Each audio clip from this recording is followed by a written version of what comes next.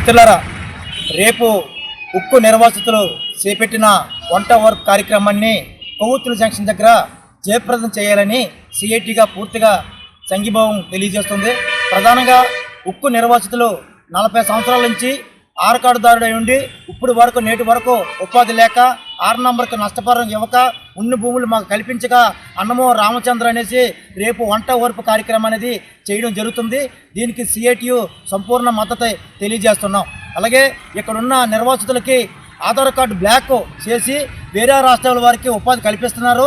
ఇప్పటికైనా రాష్ట్ర ప్రభుత్వం కేంద్ర ప్రభుత్వం చర్యలు తీసుకొని ఆధార్ కార్డు బ్లాక్ వెత్తేసి ఉన్ని కార్మికులకి స్థానికులకి ఉపాధి కల్పించాలనేసి ఈ యొక్క కార్యక్రమానికి పూర్తిగా మద్దతు తెలియజేయవలసిన బాధ్యత చుట్టుపక్కల ఉన్న నిర్వాసితులు కానీ కేంద్ర రాష్ట్ర ప్రభుత్వం స్టీల్ ప్లాంట్ను కాపాడుతారని ప్యాకేజ్ ఇచ్చి ఈరోజు ఆ ప్యాకేజీ ద్వారా స్టీల్ ప్లాంట్ ఒక పక్క నాశనం చేసి ఉన్ని కార్మికులు తొలగించి వేరే కార్మికులను తీసుకొచ్చి సేఫ్టీ భద్రత లేకుండా ప్రమాదాలు రోజు రోజుకు పెరిగిపోతున్నాయి. కనీస వేతనం కూడా లేదు. కనీసం కార్మికులు ఇక్కడున్న నిర్వాసితులని కాదని వేరే రాష్ట్రంలో కార్మికులు ఇక్కడ పెట్టడం అనేది స్థానిక ఎమ్మెల్యే ద్వారా దీన్ని పరిగణన తీసుకొని చూడాలి. ఆయన కూడా స్పందించే పరిస్థితి ఏమీ కనపట్లేదు. కావున దీనికి ఉన్న భూముల్ని నిర్వాసితులకి పెంచాలి, లేదా ఉద్యోగాలు ఇచ్చే వరకు వాళ్ళకి నష్టపరిహారం కోసం ప్రతి నెల జీవనోపాధి కోసం 30,000 రూపాయలు ఇవ్వాలి. ఇలా లేని వెడల రాబో రోజుల్లో నిర్వాసితులుగా కార్మిక సంఘాలుగా కలుపుకొని పెద్ద ఎత్తున సిఐటిగా పెద్ద ఉద్యమానికి సిద్ధపడతామనేసి ఈ సమాముఖంగా తెలియజేస్తున్నాం.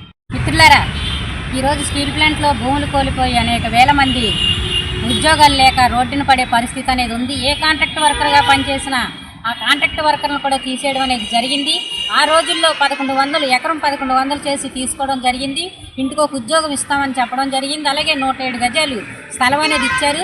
ఈరోజు ఆ 107 గజాలు ఎటు సరిపోలేని పరిస్థితి.